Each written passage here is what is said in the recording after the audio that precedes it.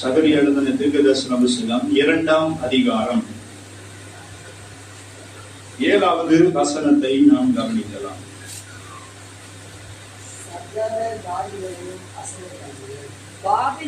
சகரியா எழுதின தீர்க்கதரிசன புத்தகம் 2ஆம் அதிகாரம் 7வது வசனம்.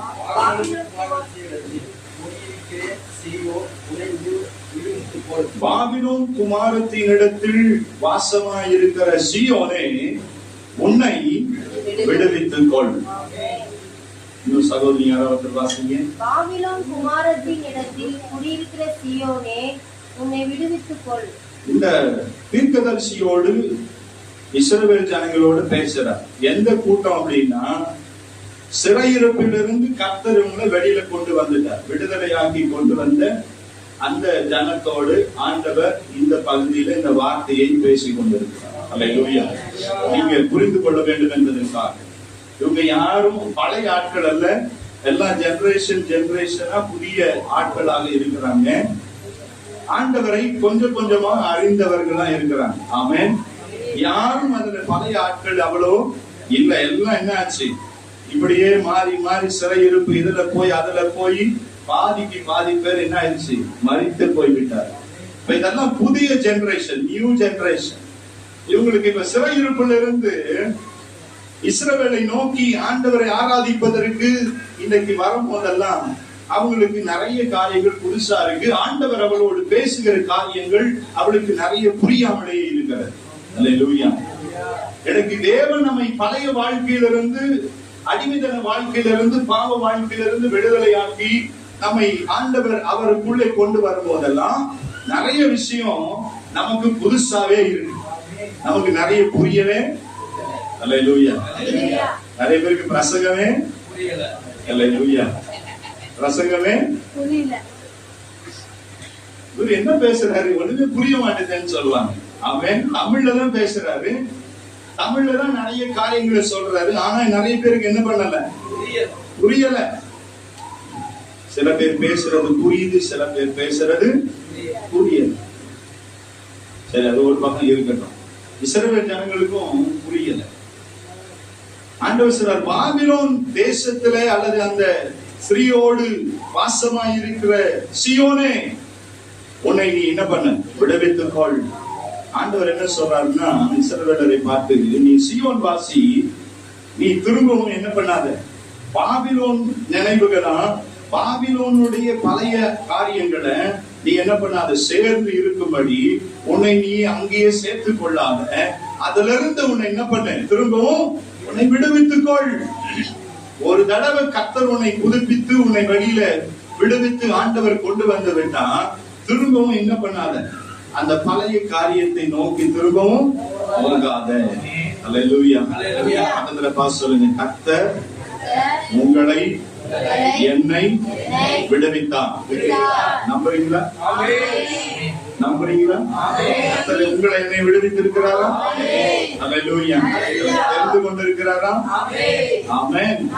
அப்படிதான் இஸ்ரவேல் சொல்ல வேண்டும் என்று யாக்கோபை ஆண்டவர் தெரிந்து கொண்டார் என்றும் வசனம் தெளிவாய் போதிக்கிறது. இயேசு எழுதின புத்தகம் 48ஆம் அதிகாரம் 20வது வசனம். இயேசு எழுதின தீர்க்கதரிசன புத்தகம் 48ஆம் அதிகாரம் 20வது வசனம். பாபிலோனிலிருந்து புறப்படுங்கள், கல்தேயரை விட்டு ஓடி வாருங்கள். கர்த்தர் தம்முடைய தாசனாகிய யாக்கோபை மீட்டுக் கொண்டார் என்று சொல்லுங்கள். இதை கம்பீர சத்தமாய் கூறி பிரசங்கித்து பாடுங்கள். பூமியின் கடையாந்திரம் மட்டும் வெளிப்படுத்துங்கள் என்றார். கவனிச்சீங்களா? அங்க திரும்ப நீங்க வாசித்தாதான் புரியும். திரும்ப இன்னொரு வாசிங்க. பாபிலோனிலிருந்து புறப்படுங்கள், பாபிலோனிலிருந்து புறப்படுங்கள், கல்தேயரை விட்டு ஓடி வாருங்கள். இந்த பாபிலோனுக்கு இன்னொரு பேர் என்னன்னா கல்தேயர் பட்டணம். ஆமென். அல்லேலூயா.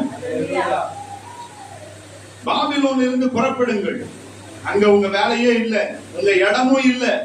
அந்த இடத்துல இருந்து என்ன பண்ணும், புறப்படுங்கள். இப்படியே நிறைய இடங்களிலே ஏசாயா மூலமா, எரேமியா மூலமா, எசேக்கியா தீர்க்கதரிசி மூலமா, இன்னும் சிறிய தீர்க்கதரிசிகள் மூலமா ஆண்டவர் நிறைய பகுதியில பேசிக்கொண்டே இருக்கிறார். புறப்படுங்கள், புறப்படுங்கள். ஆமென். பாபிலோன்ல இருக்கிற அசுத்தமானதை தொடாதிருங்க, அவ்விடம் விட்டு போங்க. உங்கள் ஆத்துமாவை நீங்க ரட்சித்துக் கொள்ளும்படியாய் நீங்க புறப்பட்டு என்ன பண்ணுங்க, போங்க. நிறைய பகுதியில ஆண்டவர் என்ன பண்றார்? இஸ்ரவேலரோடு பேசிக்கொண்டே இருக்கிறார். அல்லேலூயா. அந்த பாபிலோன் என்கிற வார்த்தை என்னவா? குழப்பம். ஆமென். பாபிலோன்னா தாறுமாறு. ஆமென். இன்னைக்கு பெருமை, இதெல்லாம் அது அடையாளமா பைபிள் குறிப்பிடுகிறது. பழைய அடிமைத்தன வாழ்க்கை, ஒரு இருள், பலதரப்பட்ட தெய்வ வணக்கமுடையவர்கள், மல்டி, எனக்கு God worship, மல்டி கல்ச்சர். ஆமென். பலவிதமான மதங்களையும் என்ன பண்ணாங்க? விரும்பின. எல்லாம் ஒன்னா இருந்த ஒரு பட்டணம் தான் இந்த பாபிலோன். எதெல்லாம் புதுசா வருதுவா எல்லாத்தையும் சேர்த்துக்கலாம். அல்லேலூயா. இன்னைக்கு நம்ம பட்டணம் அப்படிதான் இருக்கு. ஆமென் சொல்லுங்க. ஒரே ஒரு amen. Multi God worship, multi culture, multi religion. ஆமென்.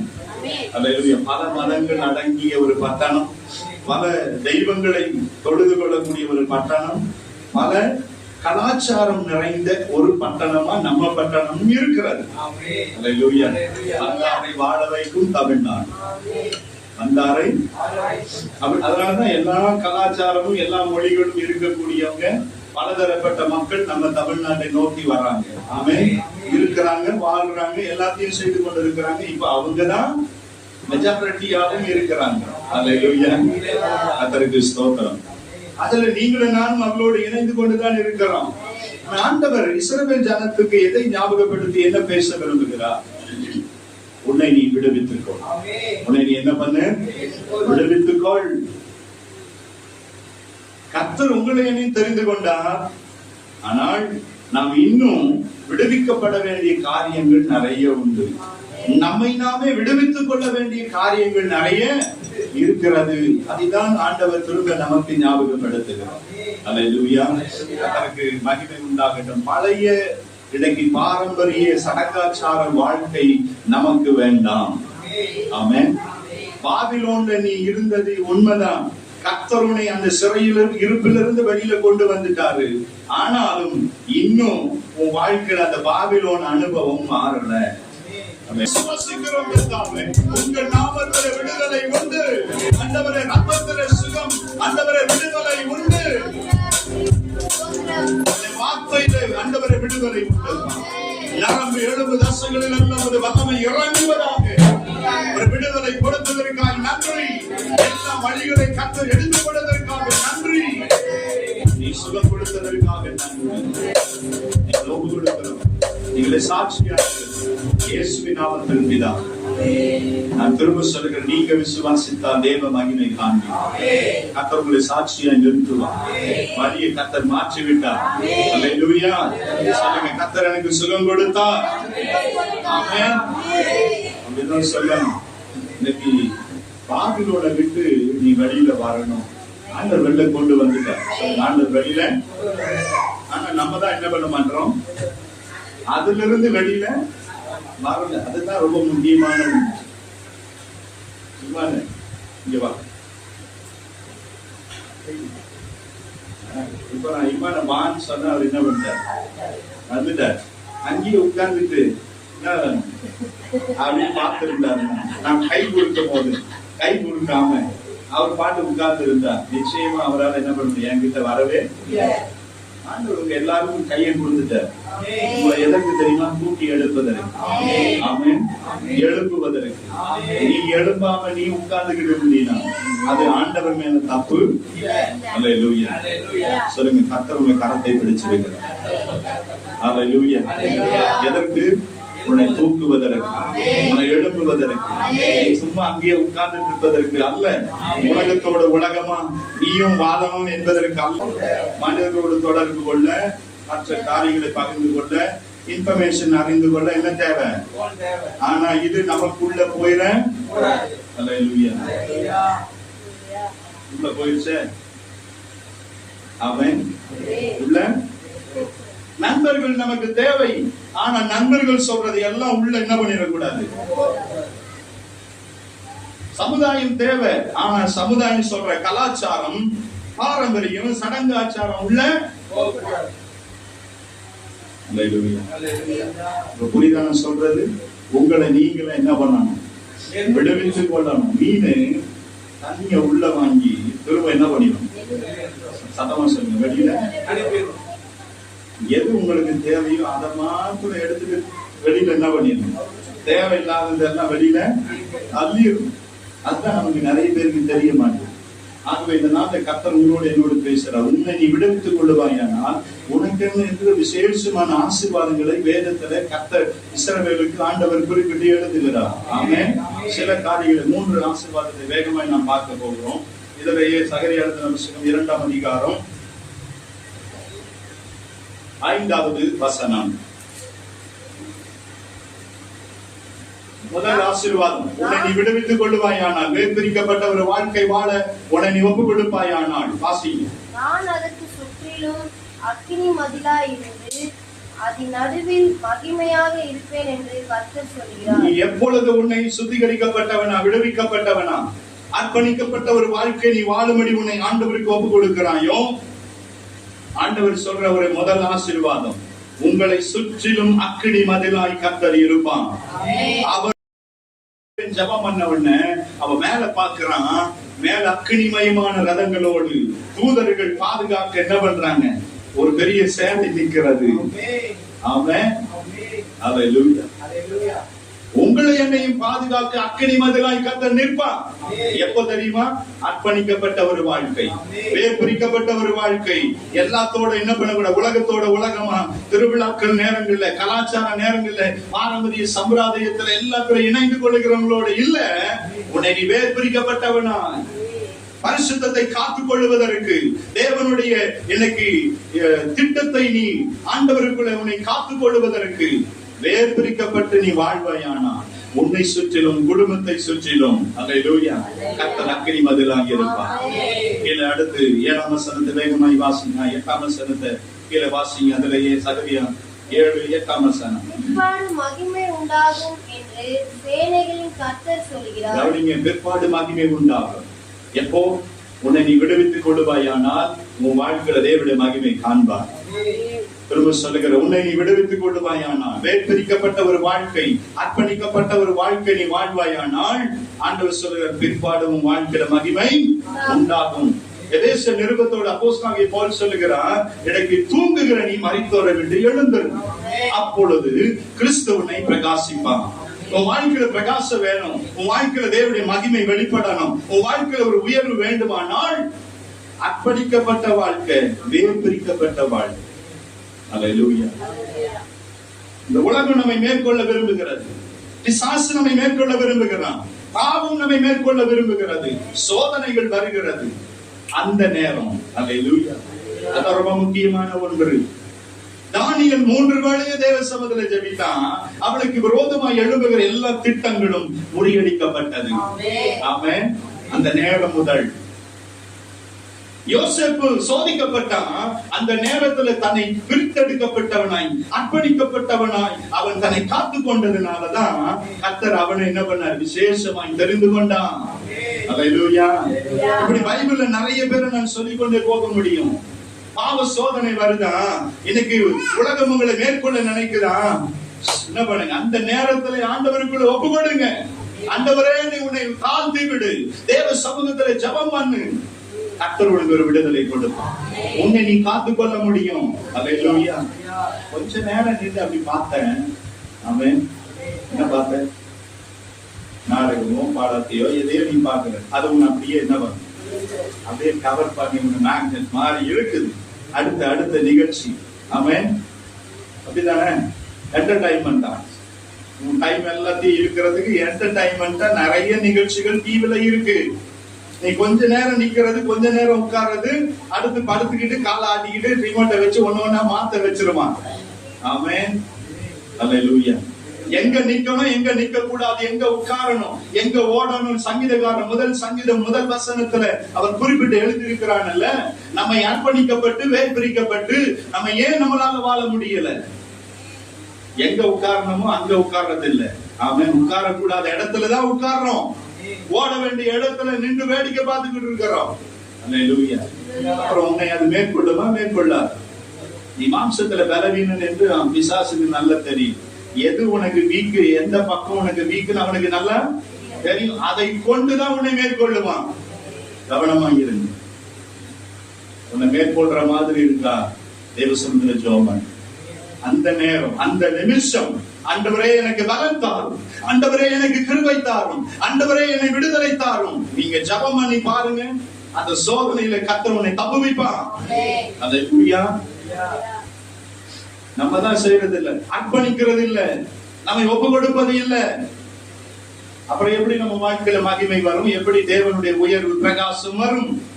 நிறைய பேருடைய வாழ்க்கையில ஏன் உயர்வு வரல, பிரகாசம் வரலன்னா அன்றாட வாழ்க்கையில் எல்லாவற்றிலும் ஒத்து போய் கொண்டு இருக்கிறீங்க.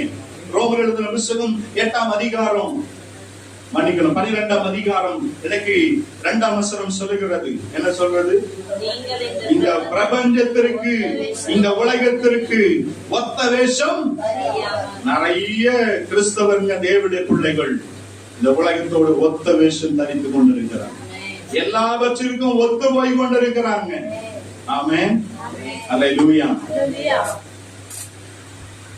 நான் உங்களை பத்தி பேசல, வெளியில இருக்கிற சர்ச்சை, வெளியில இருக்கிற ஆட்களை நீங்களும் ரொம்ப நல்லவங்க.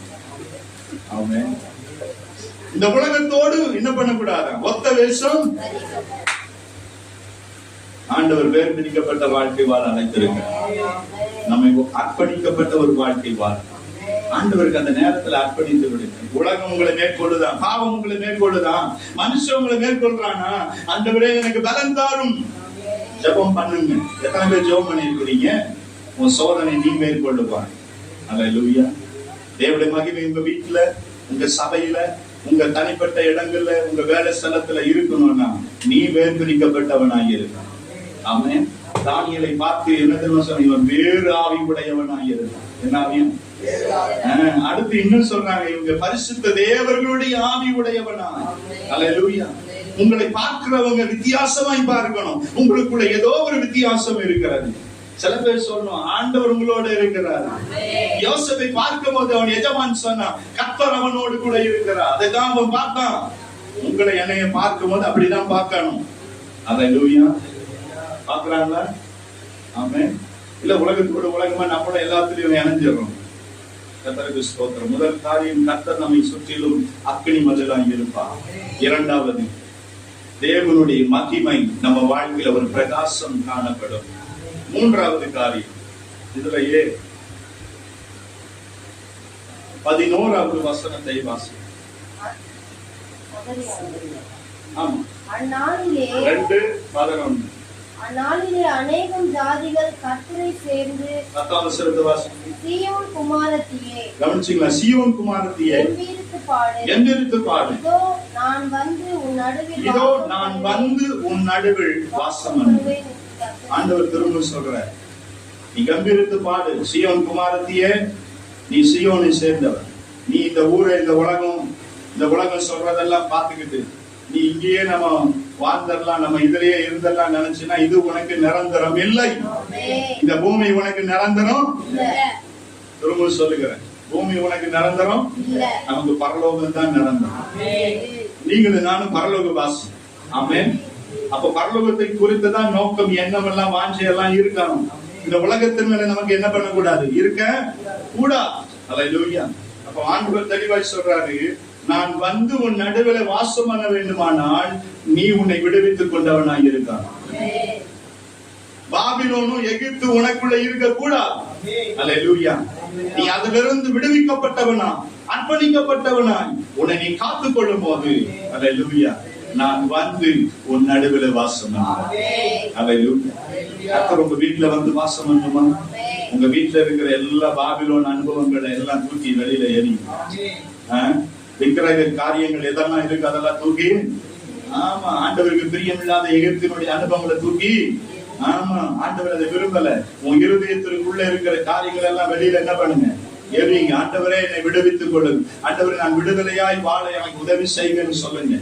பழைய சுபாவங்கள் இன்னைக்கு நம்ம மாறாம இருக்குமானால் ஆண்டவருக்குள்ள நிச்சயமாய் நாம் எந்த மகிமையோ, எந்த உயர்வையோ, எந்த ஆண்டவருடைய பாதுகாப்பை நாம் நிச்சயமாய் பார்க்கவே. எத்தனை பேர் உங்களை நீங்க அர்ப்பணித்து வேறுபிரிக்கப்பட்ட ஒரு வாழ்க்கை வாழ ஆண்டவருக்காக ஒப்புக் கொடுக்க போறீங்க? ஆண்டவர் சமுத்திரம் உங்களை தாழ்த்தி ஆண்டவரே இந்த பூமியில நான் வாழ்ந்தால், இந்த சமுதாயத்துல வாழ்ந்தால், இந்த சமுதாயம் என்னை மேற்கொள்ள கூடாது. ஆண்டவரே, என்னை சுற்றி பாவம் எத்தனையோ இருந்தாலும் இந்த பாவம் என்னை என்ன பண்ணக்கூடாது, மேற்கொள்ள கூடாது. நான் வேர் பிரிக்கப்பட்டவனாய் இருக்கிறேன். கலாச்சாரம், ஆண்டவரே, சடங்காச்சாரம், இவைகள் ஒன்றிலும் நான் என்ன பண்ணிடக்கூடாது. ஆண்டவரே, நான் சேர்ந்து போயிட கூடாதப்பா. நான் வேர் பிரிக்கப்பட்டவனாய் நான் வாழ ஒரு விஷயம் முழங்கால் படிக்கிறேன். உங்களை நீங்க ஆண்டவருக்குள்ள ஒப்புக்கொள்ளுங்க. எந்த காரியம் நம்மை நாம் விடுவித்துக் கொள்ள முடியாம எதெல்லாம் நமக்குள்ள இருக்கிறதோ அதெல்லாம் ஆண்டவருக்கு ஒப்பு கொடுங்க. இந்த நேரம் ஒப்பு கொடுங்க. வாலிப பிள்ளைகள், சிறு பிள்ளைகள் எல்லாம் ஒப்பு கொடுங்க. இந்த போட்டி பொறாம, விட்டு கொடுக்க முடியாம, மன்னிக்க முடியாம சண்டை போட்டதெல்லாம் இருக்குமானா ஆண்டவர்கிட்ட சொல்லுங்க. ஆண்டவரை, என்னை நான் ஒப்பு கொடுக்கிறேன். நான் விட்டு கொடுக்கணும்பா, நான் மன்னிக்கணும்பா. ஆண்டவரே, நான் மனம் மாறணும். ஆண்டவரை சொல்லுங்க. இன்னும் நான் மாறல, இன்னும் ஆண்டவரே சுபாவங்கள் மாறல, என்னுடைய பெருமை மாறல. ஆண்டவரே, ஆண்டவர்கிட்ட சொல்லுங்க. ஆண்டவரே, நான் என்னை விடுவித்துக் கொண்டவனாய், அர்ப்பணிக்கப்பட்டவனாய், வேர்பிரிக்கப்பட்டவனாய் நான் வாழும் போது ஆண்டவரே, உம்முடைய அக்கை மதிலாய் எங்களை சுற்றிலும் பாதுகாப்பாய் இருப்பேன். ஆண்டவரே, உங்க பாதுகாப்பு அக்னியாய் இருக்குமே.